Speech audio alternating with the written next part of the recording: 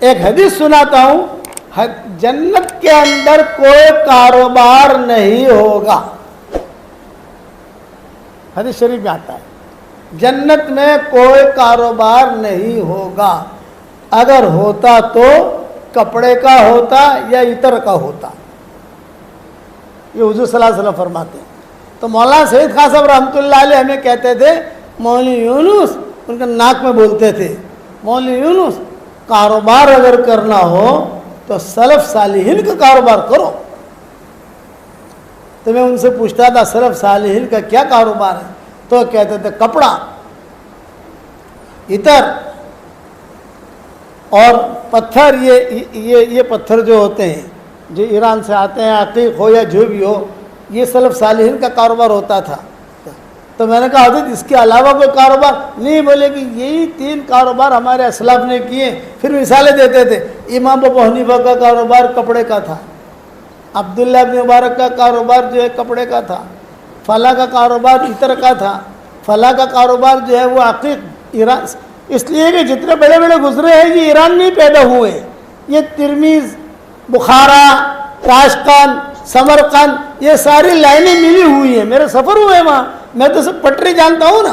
جیسے اب میں جاننے لگا ویارا کہاں ہے, باڈولی کہاں ہے, پھر یہ تمہارا کیا نام اس کا, والوڑ, یہ والوڑ کہاں ہے. اب نقشہ پتہ چلا نا, سورت یہاں ہے, بھروچ یہاں, یہ یہاں, یہ یہاں, یہ. تو میں اس جگہ کافی گھما ہوں.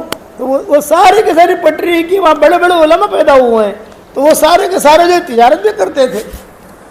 تو عبداللہ بن مبارک کے کپڑے کی تجارت تھی. 6 مہینے تک ان کے کپڑے کی دکان بند رہتی تھی. یہود بہت رہتے تھے وہاں, اور آج بھی ایران کے اندر یہود بہت ہیں, آج بھی بہت ہیں. باقاعدہ سپورٹ کیا جاتا ہے وہاں ان کا. بہت کالونیاں بنی ہوئی ہیں ان کی, اور اس زمانے میں بھی تھے. تو عبداللہ بن مبارک رحمۃ اللہ علیہ کے کپڑے کی دکان بند ہوتی تھی. یہودیوں کی باندیاں اور غلام بند دکان کے سامنے لائن لگا کے کھڑے رہتے تھے. تو لوگ پوچھتے تھے یہ کیوں کھڑے ہو, کہ کپڑا خریدنا ہے. ارے یہ تو 5 مہینے میں بھی نہیں آئے گا, یہ پتہ نہیں کھولے کب کھولے گا, موڈ میں آئے گا تو کھولے گا, موڈ میں نہیں آئے گا تو نہیں کھولے گا. یہ تو بولے نہیں, ہمیں ہمارے سیٹھوں نے کہا ہے کپڑا اسی کی دکان سے خریدنا. بھئی کیونکہ سستا دیتا ہے, نہیں مہنگا دیتا ہے. مارکیٹ میں جو بھاؤ ہے اس سے زیادہ اس کا ریٹ ہے, مارکیٹ کے بھاؤ سے زیادہ ریٹ. اور ملے گا کب کپڑا وہ بھی ٹھکانہ نہیں, 4 مہینے کے بعد کھولے, 5 مہینے کے بعد کھولے, جب کب کھولے. یہ بولے نہیں, ہمارے سیٹھوں نے کہا ہے کہ کپڑا لاؤ تو اسی کی دکان سے لانا, کسی اور کے دکان سے مت لانا. پھر کیوں ایسا؟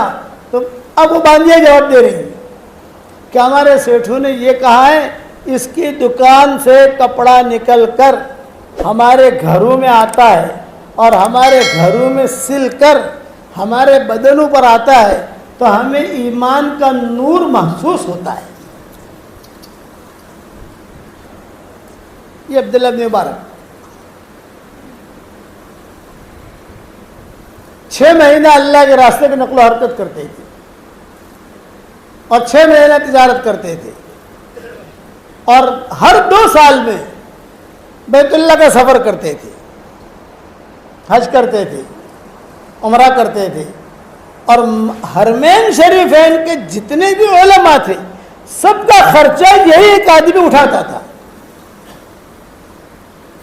حرمین شریفین میں علماء تھے نا, ائمہ ہیں, علماء ہیں. اس زمانے میں کوئی اتنا سارا مال تو تھا نہیں, فقیری تھی.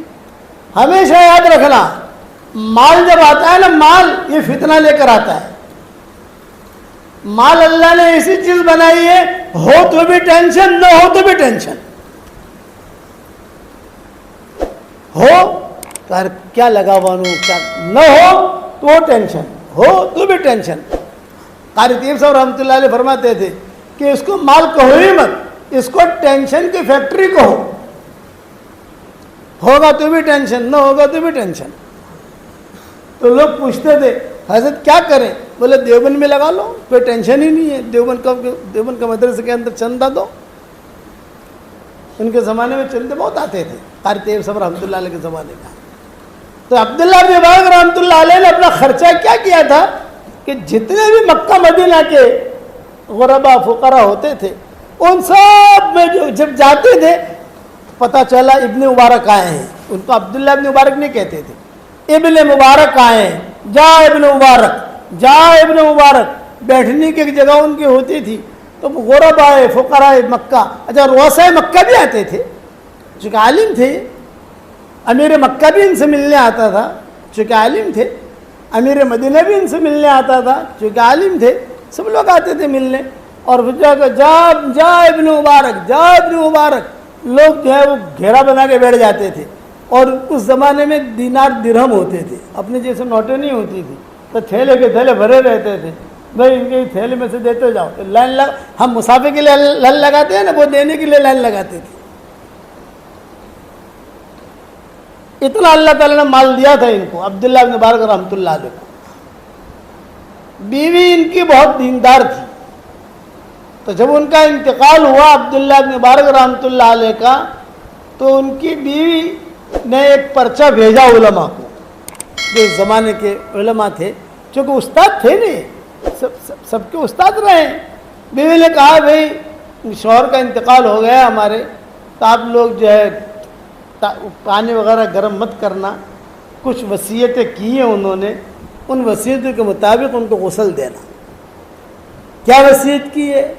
تو بیوی نے پرچہ بھیجا، اس پرچے میں لکھا ہوا تھا کہ جب میرا انتقال ہو جائے اور میرے لیے پانی گرم کرو تو باہر سے لکڑیاں مت لانا۔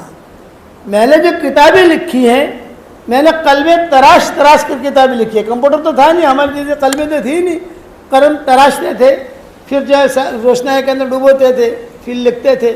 تو میں نے جتنی کتابیں لکھی ہیں ان سب کے تراشے میں نے جمع کیے، بہت بورے بھرے ہوئے ہیں، ان کو جلانا، اس میں میرا پانی گرم کرنا، ایک نصیحت تھی۔ دوسرا، اینٹیں رکھی جاتی ہیں قبر کے اندر، تو باہر سے اینٹیں مت لانا۔ میں اللہ کے راستے سے جب آتا تھا تو میرے جھولے میں غبار ہوتا تھا، کپڑوں پر بھی غبار ہوتا تھا، میں اور میری بیوی ہم دونوں مل کر اس غبار کو جمع کرتے اور پھر اس کی ایک ٹکیا بناتے، پھر اور سفر ہوتا تو 2 ٹکیاں ہی بنتی، ٹکیاں زیادہ ہوتی تو وہ اینٹیں بنتی۔ گھر کے کونے میں میں نے کچھ اینٹیں رکھی ہیں، وہ ساری کی ساری اللہ کے راستے کی غبار کی بنی ہوئی اینٹیں ہیں، ان اینٹوں کو میرے ساتھ رکھنا، یہ ان کی وصیتوں میں تھا۔ تو جب یہ وصیت نامہ پڑھا گیا شاگردوں کے سامنے، شاگرد بھی ان کو کون ہے؟ بخاری جیسے شاگرد ہیں، بڑے بڑے لوگ شاگرد ہیں ان کے۔